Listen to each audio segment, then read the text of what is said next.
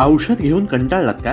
आजच जवळच्या doctor Lohia acupuncture उपचार केंद्राला भेट द्या. ऑपरेशन टाळणारी विना औषध आणि दुष्परिणाम रहित ट्रीटमेंट. गुडघेदुखी, कंबरदुखी, मानदुखी, स्लीप डिस्क, स्पॉन्डिलायसिस, लकवा, संधिवात, मधुमेहाचे दुष्परिणाम, ॲलर्जी, जुनाट सर्दी, पाळीचे विकार, लठ्ठपणा, डिप्रेशन आणि यासारख्या अनेक रोगांवर मात करा. डॉक्टर लोहिया ॲक्युपंक्चर उपचार केंद्र, Ayodhya tower, station road, Dabholkar corner, Kolhapur.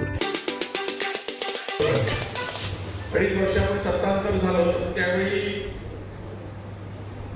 गुवाहाटीमध्ये रेडे कापले गेले आणि त्याचाच किस्सा अनेक राजकारण्यांनी केला आणि त्याचा शेवट काल खरातांच्या आपण असेल की नाशिकमध्ये खरातांच्या माध्यमातून झालं की हजारो राजकीय लोक त्या खरातांकडे दैवी शक्ती येऊन राजकारणामध्ये यशस्वी होण्यासाठी करत होते. आज जिल्हा परिषदच्या निवडणुकीमध्ये, नगरपालिकेच्या निवडणुकीमध्ये असू दे की लोक पैसे देऊन जिंकायचं आहे, लोकांना पैसे देऊन आपला विरोधक नष्ट करायचा आहे, ही भूमिका सत्ताधाऱ्यांनी धरली आणि त्यामुळे आता राजकारण हे फक्त काम केल्यामुळे, लोकांमध्ये मिसळल्यामुळे, लोकांच्या प्रश्न समजावून ते सोडवण्यामुळे आता जिंकू शकत नाही अशी लोकांची धारणा काही राजकीय लोकांची झालेली आहे. परंतु माझा नेहमीच या धारणेला विरोध असतो की निवडणुका पैशाने काही वेळा जिंकता येतात, परंतु या निवडणुका आपल्या कामामुळे निश्चितपणे आपल्याला जिंकता येतील. आपण काम केलं पाहिजे, आपण संयम ठेवला पाहिजे आणि आपण संघर्ष करत राहिला पाहिजे. खरं तर संघर्ष आपल्या जीवनामध्ये काही नवीन नेहमीच नसतो.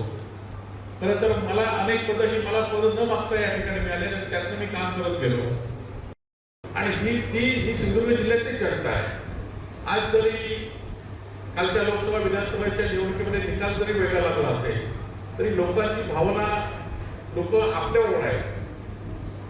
कालच्या लोकसभा निवडणुकीनंतर भारतीय जनता पार्टी आणि शिंदे सेनेमध्ये जेव्हा फूट पडली, नगरपालिकेच्या निवडणुकीमध्ये असू दे किंवा आता पण असू दे, रुपेश पावसकरांना माहिती आहे की त्यावेळी ते सांगायला लागले, रवींद्र चव्हाण सांगायला लागले की मी यांच्यासाठी 82 कोटी रुपये खर्च केले, लोकसभेसाठी 82 कोटी खर्च केले, तरी ते म्हणतात त्यावेळी पण 30 कोटी खर्च केले. म्हणजे 100-150 कोटी रुपये खर्च करून या जिल्ह्यातील खासदारांना जबरदस्तीने निवडून या ठिकाणी लावलं, म्हणून ते आज मतदारसंघामध्ये फिरत नाही.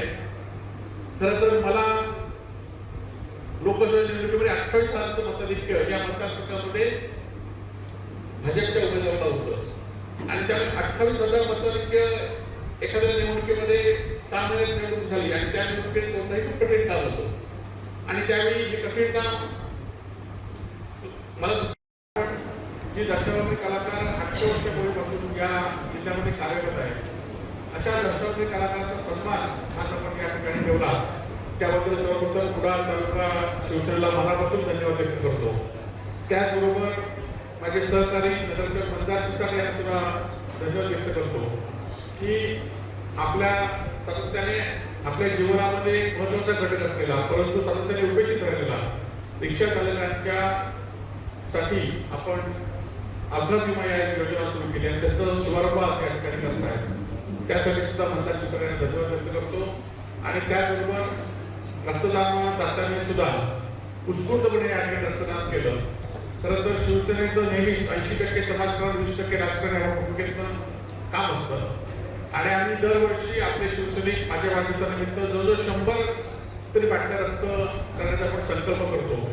काल कणकोलीमध्ये 41 रक्तदान केलं आणि उद्या मालवणमध्ये आहे आणि हेच खरं तर शिवसेनेचं निर्णय आहे की 80% समाजकारण 20% राजकारण. आज वाढदिवसानिमित्त खरं तर आपण नेहमीच आपला वाढदिवस राजकीय कार्यकर्ता म्हणून करत असताना नेहमीच आपल्याला ऊर्जा येत असते की वाढदिवसानिमित्त सुद्धा लोक आपल्याकडे नवीन जबाबदारी देत असतात. आज माझा पराभव झाला तरी ह्याच ऊर्जेमुळे पराभव झाल्यानंतर सुद्धा मी काम करत आहे आणि या पुढच्या काळामध्ये सुद्धा मी काम करत राहील हा शब्द आपल्याला या ठिकाणी देतो. आज शिवसेना उद्धव बाळासाहेब ठाकरे पक्षाच्या वतीने आज जरी आमची सत्ता नसेल, या जिल्ह्यामध्ये लोकप्रिय नसते, तरी पण लोक आमच्या बरोबर आहे हे कालच्या जिल्हा परिषद पंचायत समितीच्या निवडणुकीच्या मतदानाच्या रूपाने आपल्याला दाखवलेलं आहे.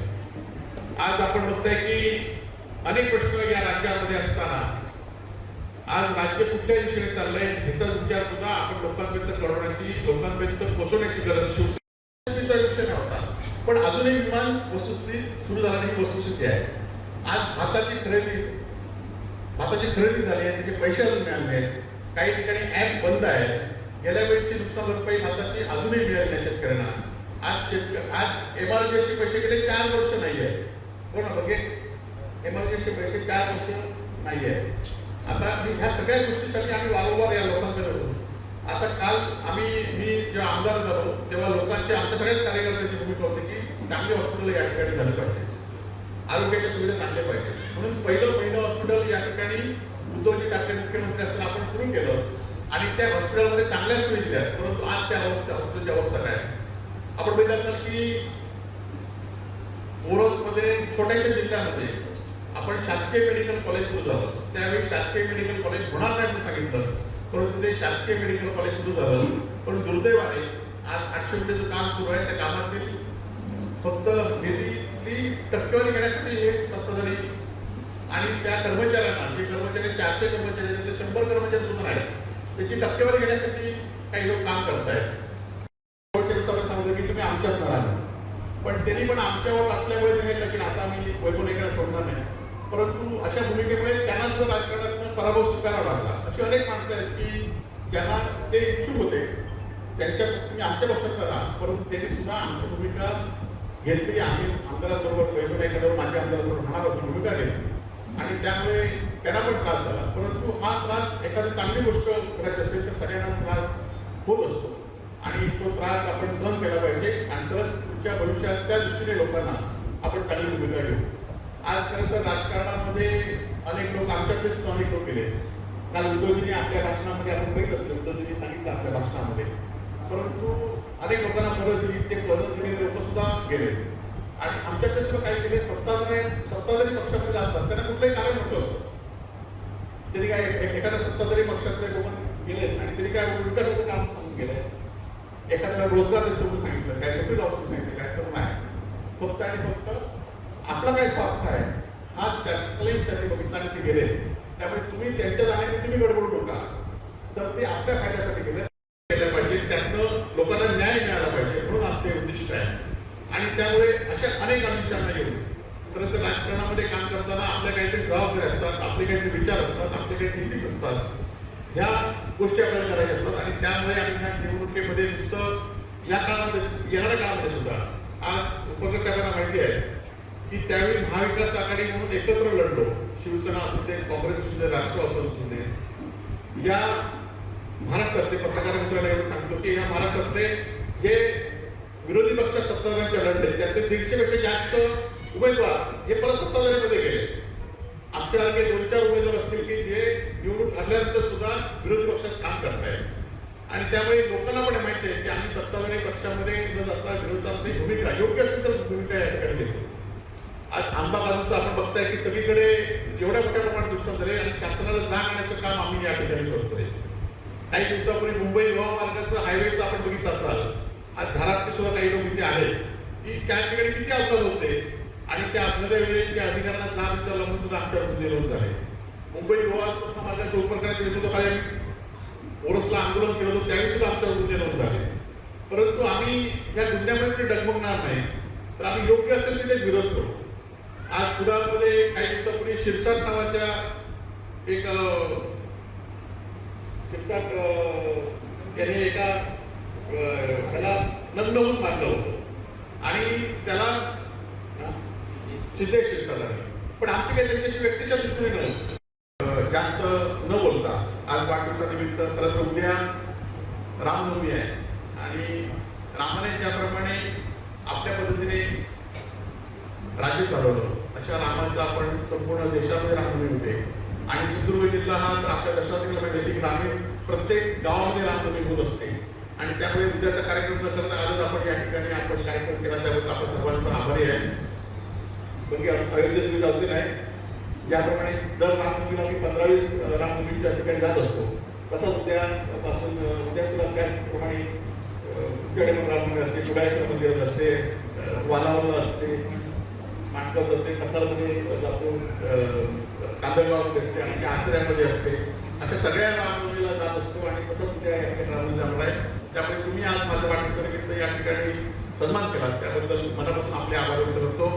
खरं तर वाढदिवसानिमित्त आपण काय ध्येय ठेवलं, मी देवाकडे एवढंच मागतो की मला चांगली बुद्धी दे आणि एवढंच आहे की कोणापुढे लाचारी मला लावू नको आणि त्याचबरोबर कोणाच्या दबावापुढे मला माझा निर्णय जो आहे तो कोणाच्या दबावापुढे झुकू देऊ नको.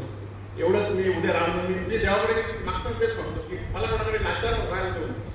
कारण सत्ता मिळते परंतु ती लाचारी सत्ता मिळते असं माझा तरी समज आहे आणि त्यामुळे वाढदिवसानिमित्त मी एवढंच देवाकडे मागतो की मला चांगली बुद्धी दे आणि कोणाच्या पुढे लाचार व्हायला लावू नकोस आणि कोणाच्या दबावापुढे झुकू देऊ नकोस. ही जनता माझ्या पाठीशी आणि या पुढच्या काळात सुद्धा जनता पाठीशी करण्याची हिंमत माझ्यामध्ये आहे. पुन्हा संघटना आपण उभी करूया आणि वाढदिवसामध्ये तुम्ही जे प्रेम दाखवलं त्या प्रेमाने पुन्हा हिमतीने आपण सिंधुदुर्गला घडूया. एवढंच त्या ठिकाणी सांगतो. जय हिंद, जय महाराष्ट्र.